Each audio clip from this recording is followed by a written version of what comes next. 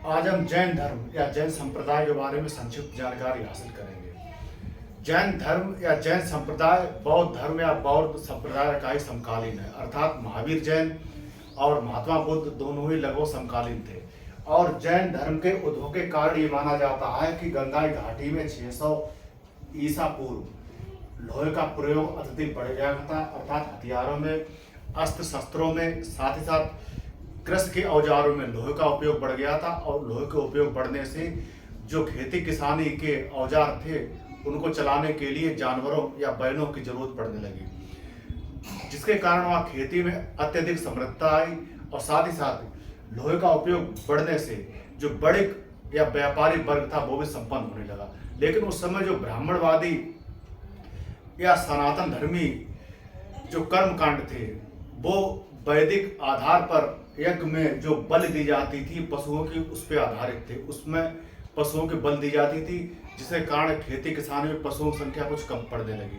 इसलिए ऐसी हिंसा ना हो, इसलिए ऐसी हिंसा के विरोध में जैन संप्रदाय और बौद्ध संप्रदायों का उद्भव हुआ। और इन लोगों ने अर्थात भगवान बुद्ध और महावीर जैन ने साधारण बोलचाल भाषा में अपने उपदेश दिए। अगर जैन संप्रदाय की बात करें तो जैन शब्द संस्कृत का जो एक शब्द है जिन, उससे बना है, या उसका शाब्दिक अर्थ है जिसका अर्थ होता है विजेता या जितेंद्रिय। जो अपने सभी इंद्रियों को बस में कर लेता है उसे जैन, जिन या विजेता या जितेंद्रिय कहा जाता है। और जो जैन महात्मा होते हैं उन्हें निर्ग्रंथ कहा जाता है। निर्ग्रंथ का अर्थ होता है बंधन रहित, जो सब प्रकार के सांसारिक बंधनों से मुक्त हो गए हैं, उन्हें निर्ग्रंथ कहा जाता है। और जैन धर्म के जो अधिष्ठाता है या इनके जो जिसने इसकी स्थापना की थी उसे तीर्थंकर कहा जाता है। और जैन धर्म में ऐसा माना जाता है कि कुल 24 तीर्थंकर हुए हैं, अर्थात जो वर्धमान महावीर है वो सबसे आखिरी तीर्थंकर हुए हैं 24 में, और उनसे पहले 23 तीर्थंकर हुए हैं। लेकिन सबसे अधिक जो मान्यता है जैनों में वो वर्धमान महावीर की ही है। और सबसे पहले अगर जैन तीर्थंकर की बात की जाए तो सबसे पहले तीर्थंकर थे ऋषभदेव, या इनका दूसरा नाम आदिनाथ था। जो प्रथम तीर्थंकर कहे जाते हैं। और 23वें तीर्थंकर थे पार्श्वनाथ, जो वर्धमान महावीर से पहले हुए थे। इसके बाद बात करते हैं, अगर जैन धर्म के संस्थापक महावीर की जो जीवन परिचय अगर उसकी बात करें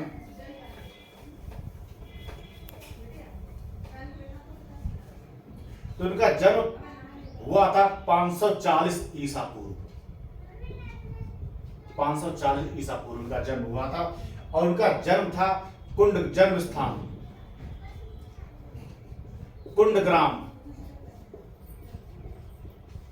कुंडग्राम, जो बिहार में है, बिहार और वैशाली नगर के निकट स्थित है कुंडग्राम। इनके पिता का नाम था सिद्धार्थ, पिता का नाम सिद्धार्थ था। और ये बज्ज संघ जो ग्रात्रक कुल से संबंधित था उसके प्रधान या मुखिया थे। और इनकी माता का नाम त्रिशला था,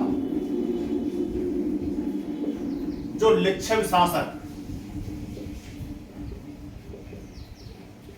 चेटक की बहन थी। और उनके बचपन का नाम वर्धमान महावीर था। और उनकी पत्नी का नाम यशोदा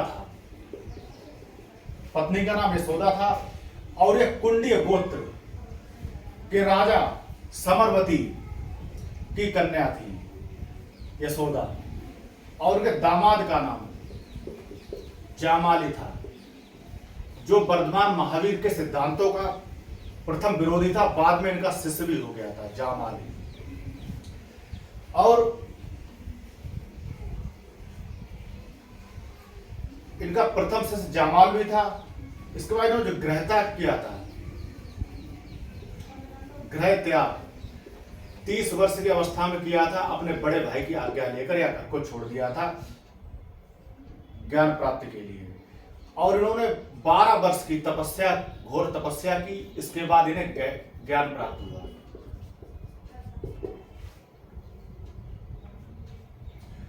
अगर ज्ञान प्राप्त स्थल इन्हें किस जगह ज्ञान प्राप्त हुआ, उस स्थल का नाम है जुम्बिक ग्राम, जरम्बिक ग्राम। एक नदी बहती है ऋजुपालिका। ऋजुपालिका नदी के तट पर इन्हें ज्ञान प्राप्त हुआ था। और साल वृक्ष, ये प्रश्न आया करता है, साल वृक्ष के नीचे इन्हें ज्ञान प्राप्त हुआ था वर्धमान महावीर को। और इन्होंने प्रथम उपदेश दिया था राजगृह में। बतुलाचल पहाड़ी है, राजगृह उस समय एक राज्य था, प्रांत था। राजगृह में बतुलाचल पहाड़ी के पास बाराकर नदी है। बाराकर नदी के किनारे इन्होंने प्रथम उपदेश दिया था।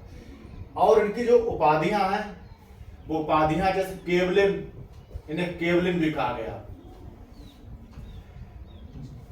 अर्थात कैवल्य प्राप्त करने वाला, सर्वोच्च ज्ञान प्राप्त करने वाला। इन्हें जिन भी कहा गया, जिनका अर्थात विजेता या जितेंद्रिय, जिसने अभी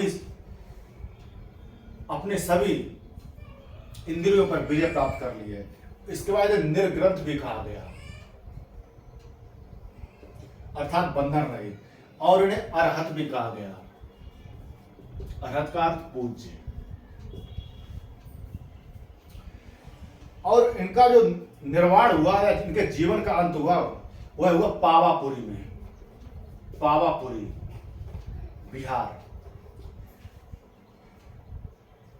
72 वर्ष की आयु में 468 ईसा पूर्व इनकी मृत्यु हुई या इन्हें निर्वाण प्राप्त हुआ। अगर जैन साहित्यों की बात की जाए तो जैन साहित्य को आगम के नाम से जाना जाता है।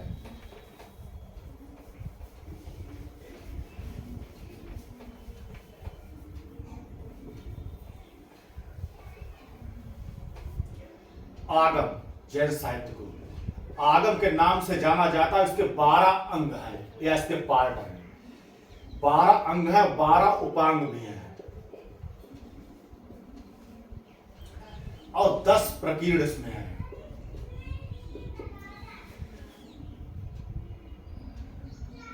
अगर जैन धर्म के सिद्धांतों की बात की जाए तो इसके प्रमुख रूप से जो पहले 23 तीर्थंकर थे, उनके अनुसार 4 सिद्धांत थे, लेकिन वर्धमान महावीर ने उनमें एक सिद्धांत और जोड़ दिया, जिसे ब्रह्मचर्य सिद्धांत कहा जाता है। इस प्रकार 5 सिद्धांत हो गए। तो जैन धर्म के 5 व्रत या सिद्धांत, 5 व्रत या सिद्धांत हैं जो जैन मुनि होते हैं वो इसका पालन करते हैं। और जैन साधक या जो जैन गृहस्थ होते हैं या साधारण जैन परिवार, वो सिद्धांतों का पालन करते हैं। लेकिन जैन मुनियों के लिए सिद्धांतों का पालन अत्यंत कठोर है, और साधारण ग्रस्त है उनके लिए सिद्धांतों का पालन थोड़ा सिंपल रखा गया, सरल रखा गया। जैसे पहला सिद्धांत है अहिंसा। हमें तन मन धन से किसी की भी अहिंसा नहीं करनी चाहिए या अहिंसा कृत्य से दूर रहना चाहिए।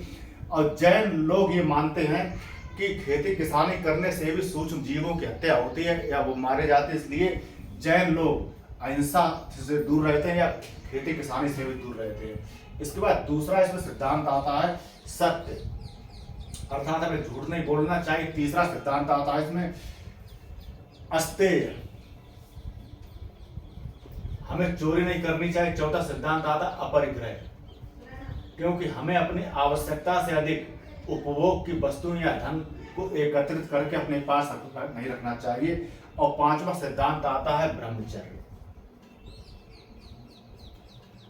इसके अनुसार हमें तन मन धन से अपनी इंद्रियों को बस में रखना चाहिए और ब्रह्मचर्य व्रत का पालन करना चाहिए। और जैन संप्रदाय बाद में कालांतर में दो संप्रदाय में बदल गया। पहला श्वेतांबर, दूसरा दिगंबर। श्वेतांबर संप्रदाय के लोग श्वेत वस्त्र धारण करते हैं और साधारण जैन सिद्धांतों का व्यवहारिक रूप से पालन करते हैं, जबकि दिगंबर संप्रदाय के जो मुनि होते हैं, साधक होते हैं, बिल्कुल नग्न रहते हैं और कठोर जैन सिद्धांतों का पालन करते हैं। और जैन धर्म में ईश्वर का अस्तित्व स्वीकार नहीं किया गया है, लेकिन देवताओं का अस्तित्व जो आगम साहित्य उसमें कहीं कहीं स्वीकार किया गया है। देवताओं का अस्तित्व जिन से नीचे रखा गया है। देवताओं का स्थान है वो जिन, जो कैवल्यधारी जैन पुरुष होता है, जिन सम्यक ज्ञान हो जाता है, जो भूत भविष्य वर्तमान और किसी वस्तु या व्यक्ति या सिद्धांत के बारे में नकारात्मक और सकारात्मक या भावात्मक या अभावात्मक दोनों प्रकार के गुण धर्म को जान लेता है, उसे जिन कहते हैं या कैवल्यधारी कहते हैं। और उसका स्थान देवता से ऊपर होता है, देवताओं का स्थान जिन से नीचे माना गया है जैन धर्म में। इसके बाद हम आगे बात करते हैं जैन धर्म के जो अन्य इसकी जानकारी उसके बारे में।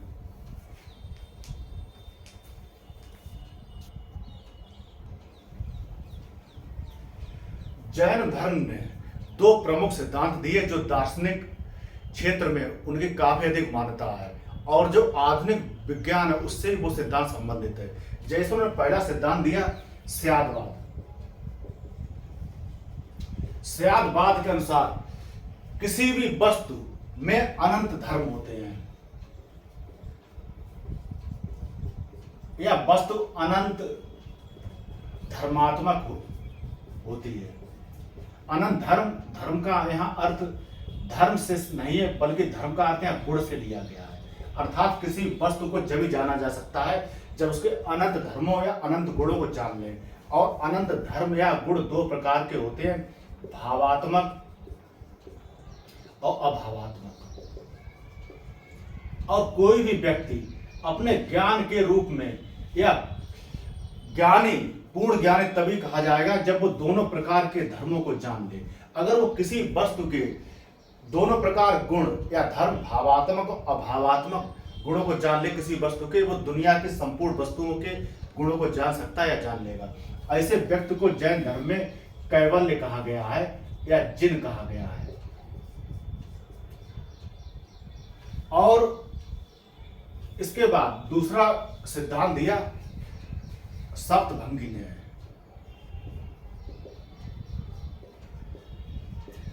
और स्यादवाद सिद्धांत में एक बात और आती है कि अनंत धर्म के साथ साथ स्यादवाद ये बताता है कि हमें कोई भी ज्ञान पूर्ण नहीं हो सकता है। उसमें किसी सिद्धांत से पहले सिद्धांत में स्याद शब्द लगाने की अनुशंसा की गई। अर्थात हम ये कहें कि कोई वस्तु है तो हम ये कहेंगे स्याद वस्तु है, अर्थात वह वस्तु हो भी सकती है, नहीं भी हो सकती, या जिस रूप में उस वस्तु को देख रहे हैं वो उस रूप में वस्तु संभव है कि नहीं है। यह सिद्धांत इस बारे में बताता है। अर्थात ये सिद्धांत स्यादवाद ये बताता है कि हमें किसी वस्तु पर या सिद्धांत पर पूर्ण रूप से विश्वास नहीं करना चाहिए। हम उसके अनंत जो गुण हैं उनके आधार पर वस्तुओं के रूप विचार करना चाहिए, तभी वस्तु का अस्तित्व स्वीकार करें। ऐसा स्यादवाद में बताया गया है। इसके बाद सप्तभंगी न्याय।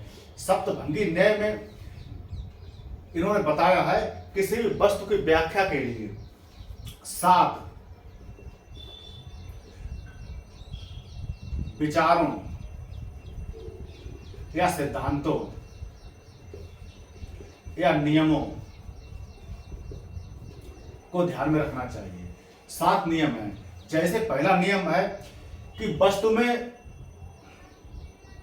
भावात्मक रूप से वस्तु है, जैसे वस्तु है, ठीक है, वस्तु भी उपस्थित है। दूसरा सिद्धांत है कि वस्तु किसी रूप में वस्तु की उपस्थित नहीं है। तीसरा सिद्धांत दिया कि वस्तु की उपस्थित है और नहीं भी है, तीसरा सिद्धांत। इसके बाद चौथा सिद्धांत सप्तभंगी न्याय के आधार पर दिया कि किसी गुण रूप धर्म में या काल विशेष में वस्तु हो सकती है और किसी अन्य विशेष काल रूप में वस्तु नहीं हो सकती है। चौथा सिद्धांत दिया। पांचवें सिद्धांत में बताया कि किसी वस्तु का वर्णन किसी भाव अभाव की परिस्थिति के आधार पर नहीं किया जा सकता है, कि अगर हम भाव और अभाव दोनों की एक साथ व्याख्या करें तो हम नहीं कर पाएंगे वस्तु के गुण धर्म के आधार पर। न जिस प्रकार जब अंधकार और प्रकाश दोनों को मिलाकर हम व्याख्या नहीं कर पाएंगे कि इनका परिणाम क्या होगा। इसके बाद उन्होंने छठवां सिद्धांत दिया, वो बाकी के जो 5 सिद्धांत थे उसके आधार पर छठवां सिद्धांत दिया था। और 7वां सिद्धांत दिया था कि वस्तु किसी काल विशेष अनिर्वचनीय है या उसका वस्तु की व्याख्या की जा सकती है और किसी काल विशेष में वस्तु की व्याख्या नहीं की जा सकती है। इस प्रकार इन्होंने 7 सिद्धांत दिए और इसी सिद्धांत के आधार पर आधुनिक विज्ञान में अर्थात कंप्यूटर के क्षेत्र में सप्तभंगी सिद्धांत के आधार पर कंप्यूटर के क्षेत्र में जो कृत्रिम बुद्धिमत्ता या आर्टिफिशियल इंटेलिजेंस उसका प्रयोग हो रहा है। आर्टिफिशियल इंटेलिजेंस भले मतलब वैज्ञानिक के सिद्धांत को नहीं जानते सप्तभंगी ने, लेकिन 2500 साल पहले वर्धमान महावीर ने आर्टिफिशियल इंटेलिजेंस की आधारशिला एक प्रकार से रख दी थी। भले उन्हें ना मालूम हो कि आगे कंप्यूटर या विज्ञान का विकास होगा कि नहीं होगा। और साथ ही साथ आर्टिफिशियल इंटेलिजेंस में फुजी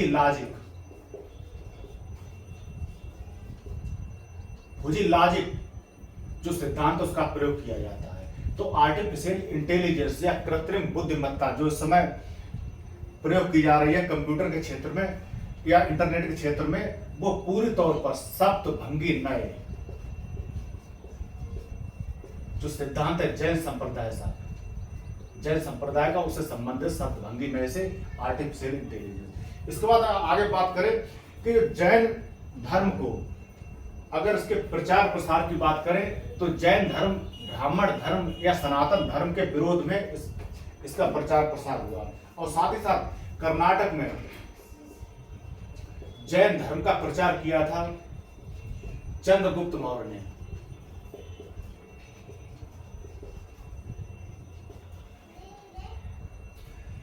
और इसके बाद जैन धर्म के अगर योगदान की बात करें तो जैन धर्म वर्ण व्यवस्था के खिलाफ था और साथ ही साथ जो वैदिक कर्म कांड की बुराइयां थी उनके खिलाफ था और उनका पुरजोर विरोध भी किया। लेकिन जैन धर्म ज्यादा प्रचारित नहीं हो सका क्योंकि इसमें कट्टर अहिंसावादी सिद्धांतों के पालन की बात कही जो कि संभव व्यवहारिक रूप में संभव नहीं, इसलिए जैन धर्म के जो अनुयायी हैं उनकी संख्या काफी कम है। इसके बाद इसमें जो बात की गई, जो जैन धर्म ने अपने जो उपदेश दिए थे मुख्य रूप से प्राकृत भाषा में दिए थे, जो उस समय आम जन की भाषा थी, बोलचाल की उसमें दिए थे। जबकि जो ब्राह्मणवादी जो ग्रंथ थे उसमें संस्कृत भाषा का प्रयोग किया गया था। प्राकृत भाषा जैन धर्म के उपदेश दिए गए या इसके जो आगम सिद्धांत प्राकृत भाषा में लिखा गया। इसके साथ ही साथ जो जैन धर्म बौद्धों की तरह मूर्ति पूजक नहीं थे, लेकिन बाद में वो वर्धमान महावीर और साथ ही साथ अन्य जो तीर्थंकर हुए उनकी पूजा उन्होंने प्रारंभ कर दी। तो ये तो हुआ वर्धमान महावीर और जैन संप्रदाय संबंधित संक्षिप्त जानकारी।